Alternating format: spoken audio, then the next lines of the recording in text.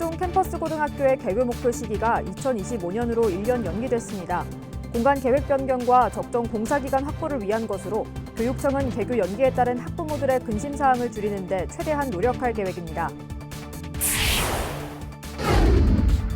박경기 아산시장의 제1호 안건인 참여자치위원회 설치를 담은 조례안이 본회의에 상정되지 않으면서 보류됐습니다. 이에 따라 박 시장 취임 100일에 맞춰 출범할 예정이었던 참여자치위원회도 차질이 불가피해졌습니다. 세종시가 오는 16일 보람동 상생형 문화거리 개막식을 엽니다. 금강보행교와 연계한 문화공간으로 오는 11월까지 운영됩니다. 아산시가 생활안전 취약계층을 대상으로 주택용 기초 소방시설을 보급합니다.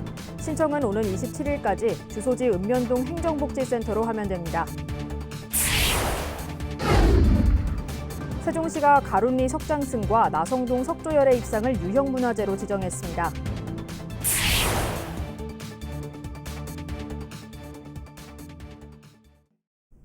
시청자 여러분 안녕하십니까? BTV 뉴스입니다.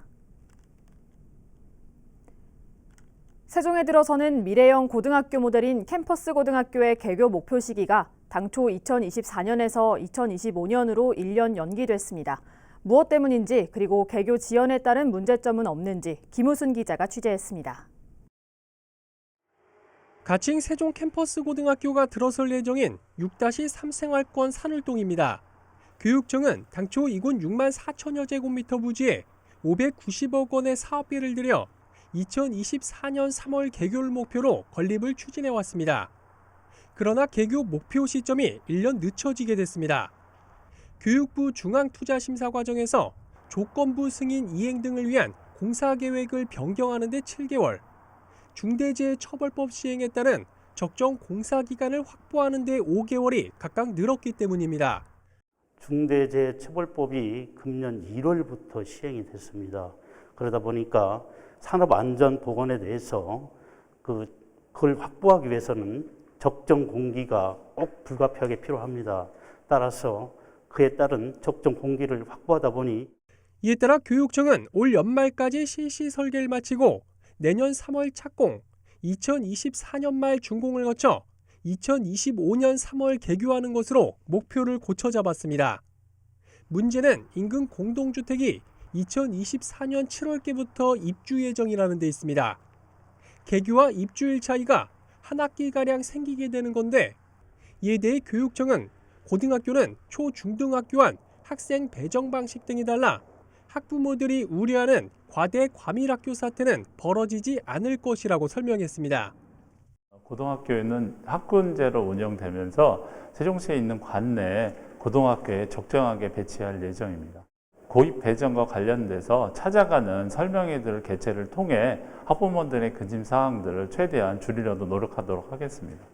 한편 캠퍼스 고등학교는 국내 첫 교과 특성화학교로서 인문사회와 과학, 수학, 예술, 체육 등 3개 특성화 교육과정이 운영되며 전체 50학급 1,200명 정원으로 설립될 예정입니다. 이 학교에 대한 구체적인 학생 선발 방법은 내년에 발주하는 연구 용역을 통해 결정됩니다. BTV 뉴스 김우순입니다. 세종시의 대표 상징물인 이응다리, 일명 금강보행교에 다양한 볼거리와 즐길거리가 마련됩니다. 세종시는 시문화재단과 함께 문화예술을 통한 상가 활성화를 위해 오는 16일 보람동 상생형 문화거리 개막식을 열고 본격 운영에 들어간다고 밝혔습니다. 이 사업은 이응다리와 연계해 방문객들이 가볍게 산책하며 일상 속 예술을 함께 즐길 수 있도록 문화공간을 조성하는 것으로 오는 11월까지 운영됩니다. 세종시가 가룬리 석장승과 나성동 석조열의 입상을 유형문화재로 지정했습니다. 가룬리 석장승은 행복도시 개발에 따라 역사 속으로 사라진 가룬리 마을의 석장승 두 구로 조선 후기 민간신앙과 지역 인물사 연구 등 학술적인 가치가 높아 유형문화재로 지정됐습니다. 또 나성동 석조열의 입상은 백제시대부터 주요 교통로였던 나리제에 조성된 대형 불상으로 고려시대에 조성된 것으로 추정되고 있으며 시간이 흐르면서 일부가 훼손됐지만 역사적 가치가 인정돼 유형문화재로 지정됐습니다. 한편 세종시는 1824년 제작된 것으로 추정되는 조선시대 연기현의 읍지인 연성지에 대해서도 유형 문화재로 지정 예고했습니다. 박경기 아산시장의 제1호 안건인 참여자치위원회 설치를 담은 조례안이 본회의에 상정되지 않으면서 보류됐습니다. 이에 따라 박 시장 취임 100일에 맞춰 출범할 예정이었던 참여자치위원회도 차질이 불가피해졌습니다. 보도에 김장섭 기자입니다. 박경기 아산시장의 1호 안건인 참여자치위원회 설치를 담은 조례안이 결국 의회 문턱을 넘지 못했습니다. 기획행정위원회에서 보류되면서 담당 부서는 절충안을 다시 제출했지만 지난 8일 열린 본회의에 재상정되지 않으면서 최종적으로 보류 결정이 난 겁니다. 가장 큰 문제로 지적된 건 자치위원회의 의결 권한. 그동안 시의회는 자문 성격의 위원회에 의결 권한이 부여될 경우 독단적인 정책 결정이나 현안을 자치위로 미루는 면피 행정이 될 수 있음을 우려했습니다. 또한 민선 7기 비슷한 성격의 위원회조차 제대로 운영되지 않았던 상황에서 255명 규모의 자치위는 과다하다고 지적한 바 있습니다. 이에 따라 박경기 시장 취임 100일에 맞춰 출범할 예정이었던 참여자치위원회도 차질이 불가피해졌습니다. 이에 대해 아산시는 많은 시민들이 정책에 참여할 수 있도록 하기 위한 취지인 만큼 지적된 사항에 대한 절충안을 제시할 계획으로 자치위가 올해 연말 출범할 수 있도록 다음 회기에 재상정할 예정입니다. 한편 아산시 참여자치위원회는 현안과 주요 사업 정책 결정 과정에서 전문가와 활동가, 이해관계시민, 공무원 등이 참여해 행정의 민주성과 투명성을 확보하는 역할을 담당하는 기구로 민선 8기 박경기 아산시장의 핵심 공약입니다. BTV 뉴스 김장섭입니다. 아산시가 생활안전 취약계층을 대상으로 주택용 기초 소방시설을 보급합니다. 주택용 기초 소방시설은 초기에 화재를 감지해 경보음을 울려 신속한 대피를 돕는 단독 경보형 감지기와 화재를 초기에 진압할 수 있는 소화기입니다. 보급 대상은 기초생활보장수급자, 차상위 계층, 장애인, 한부모 가족 등으로 오는 27일까지 주소지 읍면동 행정복지센터로 신청하면 됩니다. 노후된 시설로 이용자들이 불편을 겪었던 한들문화센터 실외체육시설이 정비를 마치고 시민의 품으로 돌아왔습니다. 천안시 시설관리공단은 인라인 스케이트장의 아스콘을 다시 포장하고 흙으로 덮여있던 족구장을 인조잔디로 포장해 시민이 안전하게 이용할 수 있도록 했습니다. 또 흙이 패여 사용이 어려웠던 실외 배드민턴장과 주변을 녹지 공간으로 개선했으며 기존 게이트볼장을 실외 배드민턴장으로 변경해 안전하게 이용할 수 있도록 했습니다. 천안시 치매안심센터가 경증치매 어르신을 대상으로 매주 2회 쉼터 학교를 운영하고 있습니다. 쉼터 학교에서는 치매 어르신들의 인지 강화 학습에 도움을 주는 프로그램으로 작업치료와 인지자극, 훈련교육, 원예치료, 음악치료 등 다양한 활동 수업을 진행합니다. 자세한 내용은 동남구 보건소 치매안심센터와 서북구 보건소 치매안심센터로 문의하면 상담받을 수 있습니다. 천안시가 LPG 어린이 통학 차량을 구입할 경우 한 대당 700만 원을 지원해 줍니다. 기존에는 경유 차량을 폐차하고 신차를 구입할 때만 지원했지만 이번부터는 폐차 여부와 상관없이 지원받을 수 있도록 대상을 확대했습니다. 신청 기간은 9월 14일부터 23일까지며 지원 대수는 총 10대입니다.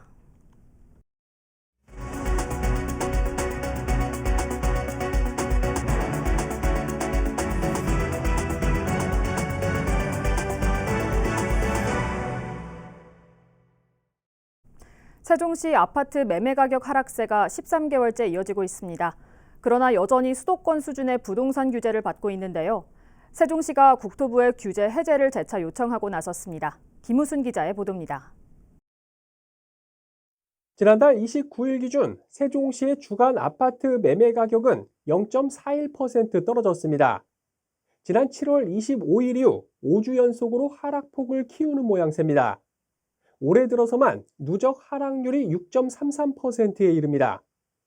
최근 세종시 아파트 가격은 지난해 7월 이후 59주 연속으로 하락하는 등 전국 하락률 1위를 기록하고 있습니다. 이런데도 세종시는 여전히 서울을 비롯한 수도권 수준의 부동산 3중 규제를 받고 있습니다.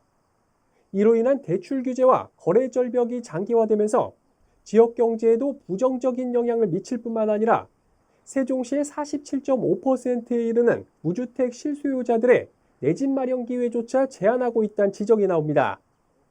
이런 문제를 풀기 위해 세종시는 지난 6월에도 국토교통부에 부동산 3중 규제 지역 해제를 정식 요청했지만 청약 경쟁률이 5대 1을 초과하는 등 매우 높다는 이유로 규제 해제 대상에서 제외됐습니다. 세종시는 받아들일 수 없다는 입장입니다.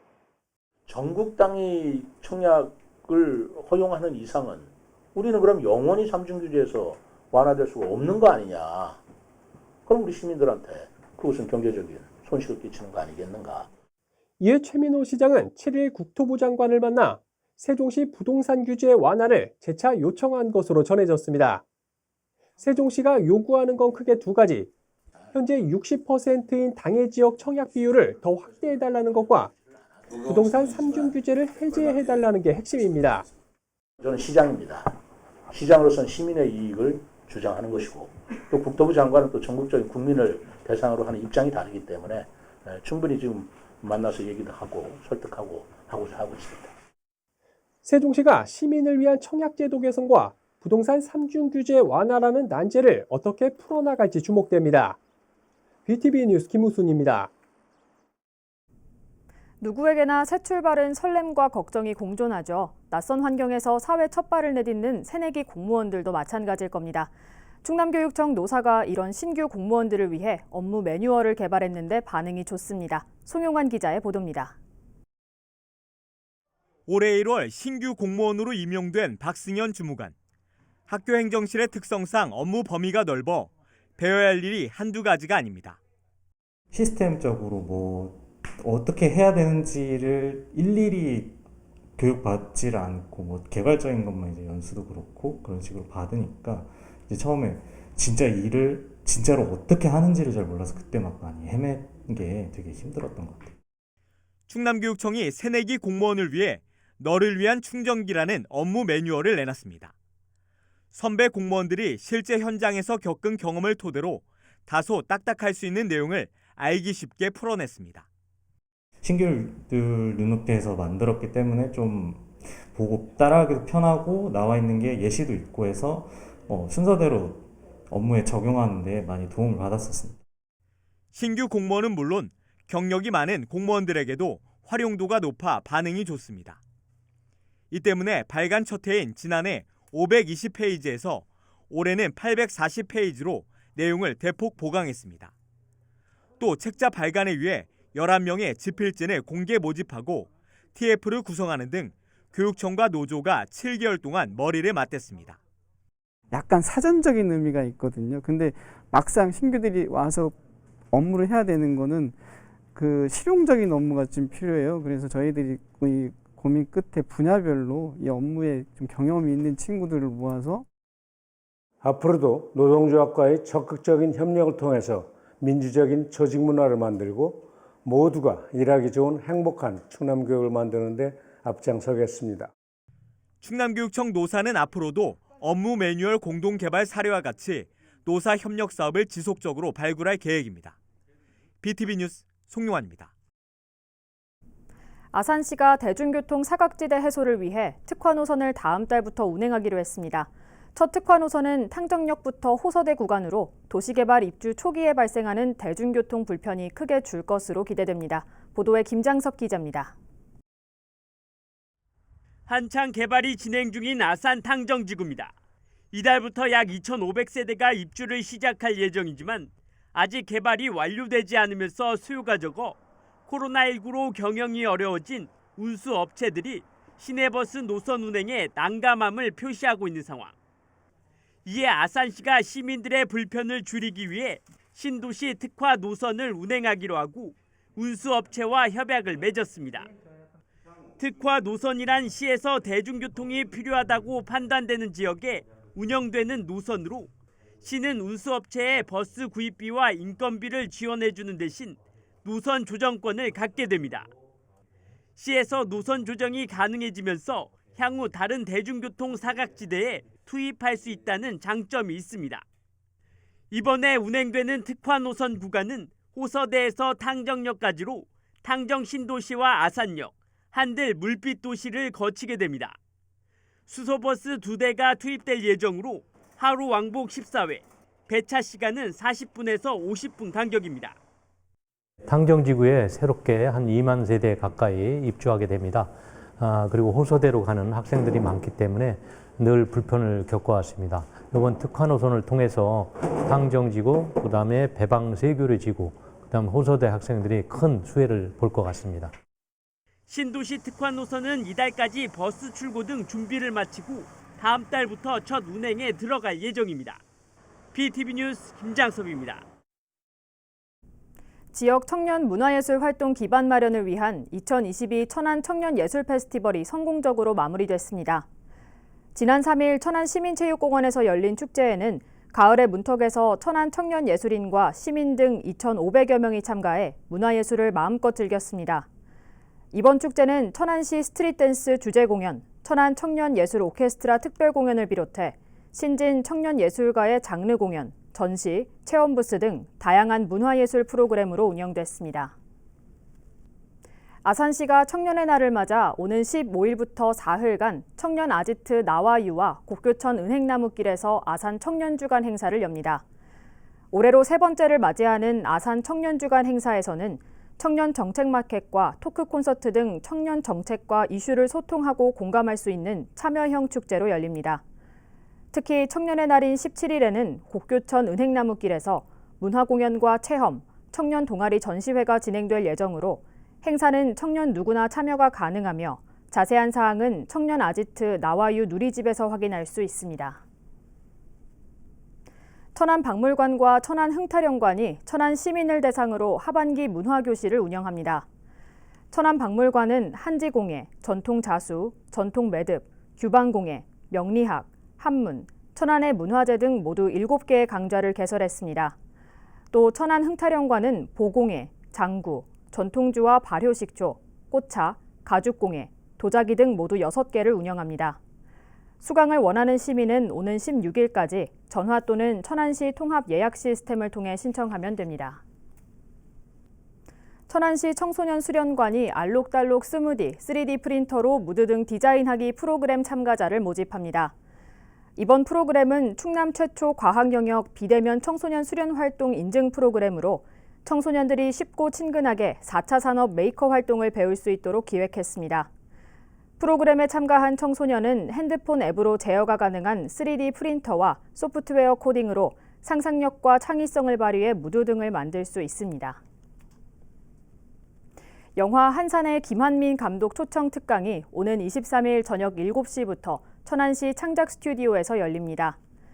김한민 감독은 이번 특강에서 영화 산업에 대한 생생한 현장 이야기와 한산의 제작 스토리 등을 전해줄 예정입니다. 특강은 현장과 유튜브 생중계로 동시에 진행되며 현장 참여는 선착순 30명을 모집합니다. 참가비는 무료입니다.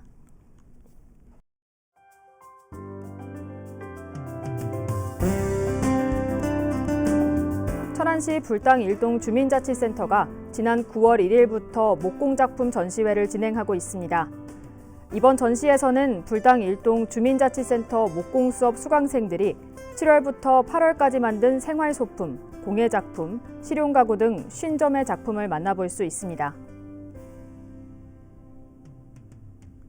천안시 원성 2동 주민자치위원회 박동원 위원장이 관내 어려운 이웃과 온정을 나누고자 원성 2동 행정복지센터에 라면 17박스를 기부했습니다. 박동원 원성 2동 주민자치위원장은 원성 2동 소외계층에게 작은 보탬이 될 수 있어 기쁘고 앞으로도 지역사회를 위해 관심을 기울이고 나눔을 실천하겠다고 말했습니다. 천안시 청소년 상담복지센터 꿈드림이 지난 8월 시행된 2022년 제2회 초중고등학교 졸업학력 검정고시에서 응시생 96.6%가 합격했다고 알렸습니다. 꿈드림은 합격한 청소년들이 진로 목표를 이룰 수 있도록 개인별 맞춤형 진로 지도를 지원할 예정입니다. 이상으로 BTV 뉴스를 마칩니다. 시청해주신 여러분 고맙습니다.